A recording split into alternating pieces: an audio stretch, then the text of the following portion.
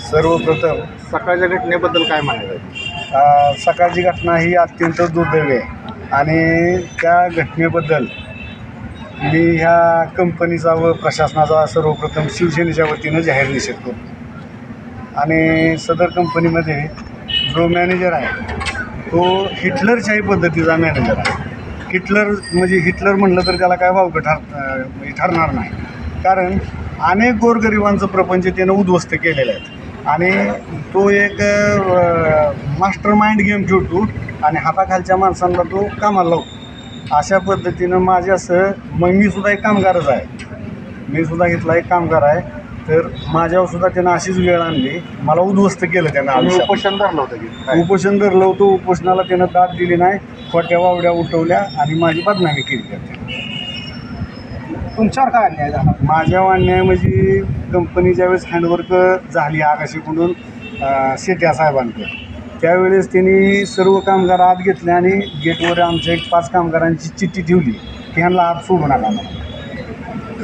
आणि अशा पद्धतीने बाकीचं सगळं कामगार पहिल्या रोलवर कामाला गेले, पण आम्हाला त्या रोलवर न घेता आम्हाला चिठ्ठी ठेवून त्यानं आम्हाला अडवलं आणि आमच्या कुटुंबावर उपासमारीची वेळ त्यानं आणली।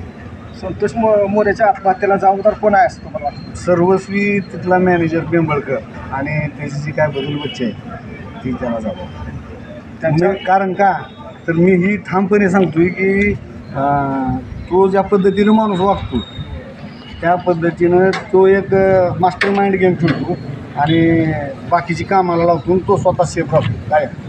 आणि जर पाठीमागचं जर तुम्ही बघितलं तर त्यानं अनेक जणांवर कुणावर विनयभंगाचा गुन्हा दाखल, महिलांना हाताशी धरून विनयभंगाचा गुन्हा दाखल करायला लावलेला आहे। काय कार्यकर्ता कामगारांसाठी काम करतो त्याने महिलांना अंगावर सोडलेला आहे, मारायला लावलेला आहे। माझ्यासारख्या सुद्धा त्यांनी म्हणजे अशाच पद्धतीनं मी कामगारांसाठीच नेतृत्व करत होतो, त्यावेळेस त्यांनी मला माझ्या कुटुंबावर सुद्धा अशीच आत्महत्येचीच वेळ आली, परंतु मला थोडीशी तिवाडी असल्यामुळं मी त्या मार्गाला गेलो नाही, परंतु माझ्यावर तशी वेळ आली उपासमारीची।